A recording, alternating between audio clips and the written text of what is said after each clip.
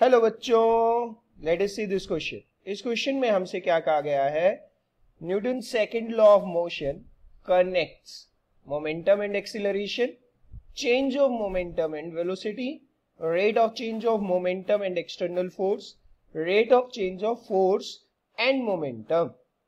बच्चों, इस क्वेश्चन में हमसे पूछा है न्यूटन सेकंड लॉ के बारे में।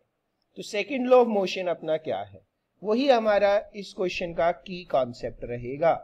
न्यूटन का सेकंड लॉ थ्योरी में हम पढ़ते हैं, ठीक है। Second law of Newton second law of motion.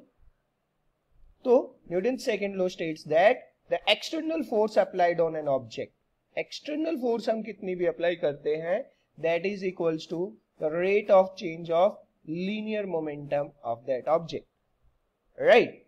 तो किन दो चीजों को कनेक्ट कर रहा है न्यूटन का सेकंड लॉ?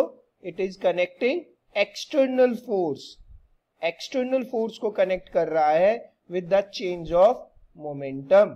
तो I think this is the option number 3, rate of change of momentum and external force.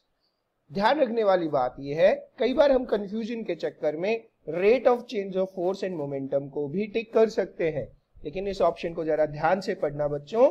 यह है rate of change of force और मोमेंटम नहीं, ये कनेक्ट करता है मोमेंटम के चेंज को विद द एक्सटर्नल फोर्स।